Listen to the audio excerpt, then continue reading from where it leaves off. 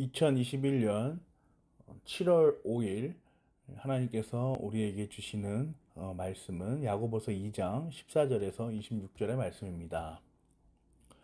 하나님께서 오늘 우리에게 주시는 말씀은 우리가 잘 아는 말씀이죠. 행함과 믿음에 대한 야고보서의 기록인데요. 이 말씀은 참 사실 우리 마음을 아주 어렵게 만드는 것이 사실입니다.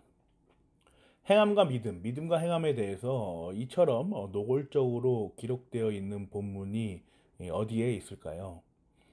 행함이 없다면 우리가 가진 믿음은 죽은 것이냐, 또 없는 것이냐, 라는 질문을 우리가 할 수가 있지요. 오늘 말씀은 이러한 우리의 도발적인 질문에 네라고 놀랍게도 우리를 교훈하고 있습니다. 행함이 없다면 우리가 가진 믿음은 죽은 것, 없는 것과 다름없다라는 것이죠. 어째서 그렇게 설명이 됩니까? 오늘 본문은 행함과 믿음에 관하여서 교훈할 때에 그 의미를 조금씩 확장시켜서 설명하여 줍니다. 14절에서 17절의 말씀은 아주 도덕적 의미로의 구제로서의 행함을 말씀하고 계십니다. 쉽게 말해서 말만 하지 말라라는 것이죠. 어려움이 있는 사람들, 필요가 있는 사람들, 결핍이 있는 사람들에 대해서 말만 하지 말고 직접 가서 어려운 자들을 도와라 라고 말씀하고 계십니다. 18절에서 19절은 그 의미를 이제 믿음의 영역으로까지 확장을 시키십니다. 믿음이 있는 두 사람의 행함의 유무를 놓고 행함이 없는 너의 믿음과 행함이 있는 나의 믿음을 구분해보자 라는 것이죠. 19절은 행함이 없는 믿음은 그 믿음의 주체와 대상과 목적이 하나님이 아닐지도 모른다라는 아주 의미심장하면서도 무서운 말씀을 하십니다. 이어서 귀신을 믿는 자들도 믿음이 있다고 말한다라는 여지를 주면서 말이죠.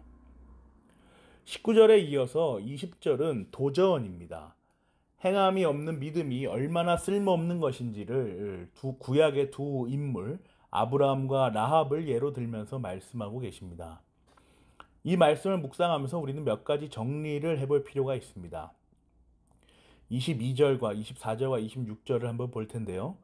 22절은 믿음이 그의 행함과 함께 작용한 것이다. 행함으로 믿음이 완전하게 되었다. 24절 사람은 행함으로 의롭게 되는 것이지 믿음으로만 되는 것이 아닙니다. 26절 영혼이 없는 몸이 죽은 것과 같이 행함이 없는 믿음은 죽은 것입니다.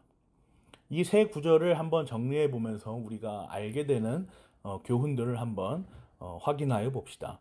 22절로부터 믿음은 행함과 함께 작용하여 완전케 되는 것임이 확인됩니다. 그죠? 그리고 24절로부터 우리는 사람이 행함으로 의롭게 되는 것이지 믿음만 가지고 되는 것은 아니라는 것을 알게 됩니다. 그런데 24절을 읽으며 우리가 몇 가지 물음을 가질 필요가 있는데 22절에 기록된 함께 작용한다라는 것은 무슨 말일까요? 행함으로 이렇게 되는 것이지 믿음만 가지고 되는 것은 아닌데 함께 작용한다라고 22절은 말씀하고 있습니다. 둘이 섞여야 한다는 말입니까? 이러한 궁금증을 우리가 가지고 26절을 또 볼까요?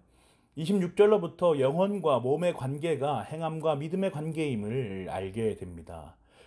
사실 그렇죠. 몸만 있거나 영혼만 있는 경우를 우리는 일반적으로 사람이다라고 말하지 않습니다. 그렇게 생각하지 않지요. 둘 다 가지고 있어야 사람이라고 완전한 온전한 우리가 인식하는 사람이라고 말하지요. 따라서 우리는 믿음과 행함이 하나만 있는 경우는 있을 수 없다라는 것을 알게 됩니다. 몸만 있거나 영혼만 있는 경우를 우리가 사람으로 여기지 않듯이 우리가 말하는 일반적 사람으로 여기지 않듯이 우리는 믿음과 행함이 하나만 있는 경우는 있을 수 없다라는 것을 알게 되지요. 둘 다 있어야 한다라는 것입니다.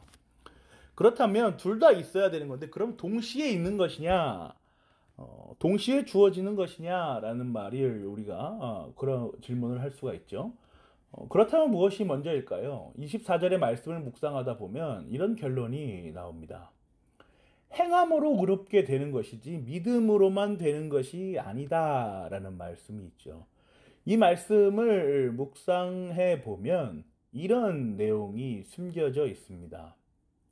믿음으로만 되는 것이 아니다라는 말은 어떤 내용이죠?